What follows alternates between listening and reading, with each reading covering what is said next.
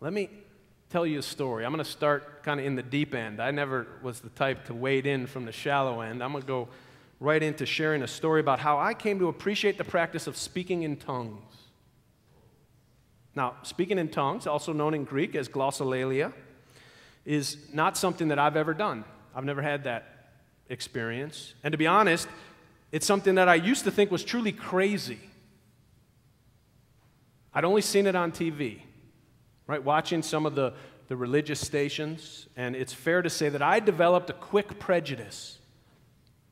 And like all prejudices, it had the benefit of making me feel superior.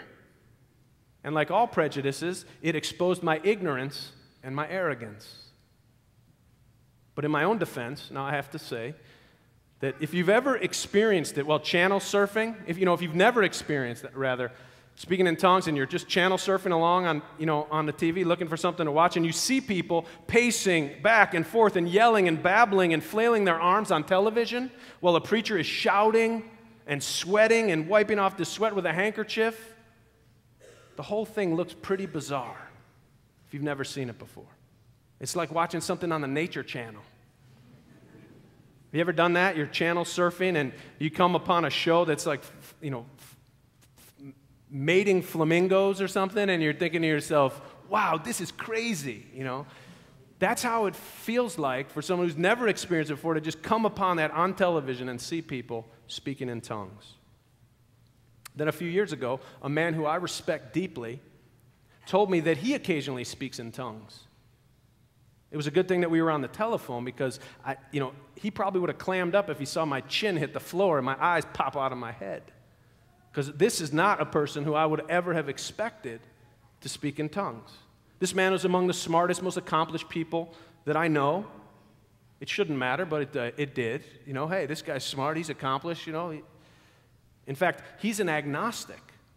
He's a professional in his own life, and he's a longtime member of this church. By the way, I asked his permission before telling this story. I always ask people's permission before telling stories about them in my sermons. I forgot to ask my wife one time. I learned my lesson real quick. So you can imagine my surprise when this intellectual agnostic tells me that he occasionally speaks in tongues.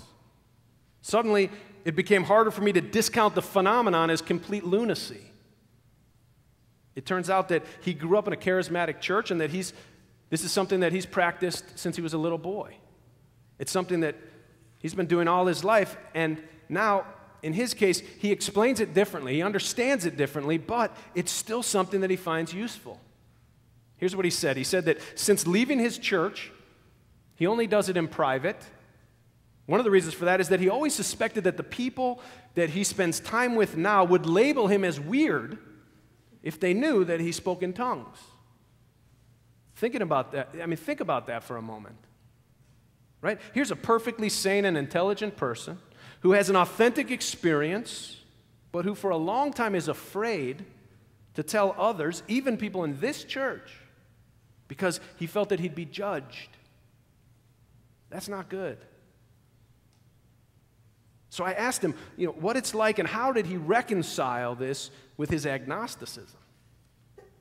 He explained that when he was young, his church taught him that this was a gift from the Holy Spirit, which is part of God and Jesus as part of the Trinity, and that they placed a lot of dogma on top of that experience, right? The dogma included belief in such thing as hell for non-believers, a literal interpretation of the Bible, and a submissive role for women, as well as other doctrines.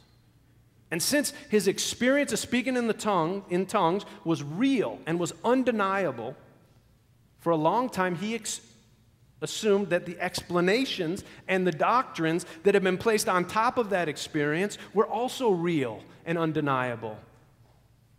But when he became older, he started to ask questions about these dogmas and these doctrines, and he found that some of them he could no longer accept. And then his church could no longer accept him. In fact, for him, the whole idea of God eventually became to seem irrelevant. And yet, he would still occasionally have the experience of speaking in tongues. He explained that reconciling this experience with his new understanding is an ongoing process that he's still in the midst of 30 years later. But what he appreciates about being able to get to the point of speaking in tongues when he's in private devotion is that he is a thinker. This man can never shut off his mind. He is thinking all the time, except when he's asleep. And even then, he's dreaming, so he's thinking in his dreams. So when he's able to come to a place where he's able to let his mouth move and vocalize without his mind controlling it, and without his mind thinking about a million things, it brings him to a wonderful state of peace and relaxation and a sense of connection with something that transcends his mind, his always thinking mind. In essence, he now practices speaking in tongues like many people practice meditation or chanting or prayer. In fact, for years it's been his form of meditation. And when he said this, I felt my prejudice melt away. It made sense to me for the first time that the experience, which we call speaking in tongues, could be an authentic experience of transcendence and meditation. And I realized that while I had accepted meditation and Tai Chi and yoga and chanting and other spiritual practices as legitimate ways for people to connect with God, to connect with spirit, to connect with ultimate reality, I had rejected speaking in tongues and had decided at some point that it was illegitimate. I wasn't proud of this, but what this taught me was the difference between religious experience and religious interpretation. It's something that the great theologian William James talked about and wrote about a long time ago.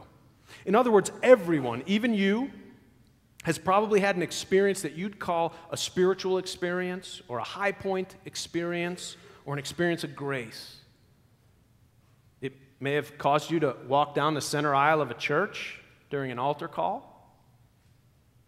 You may have been on a mountaintop while watching the sunrise.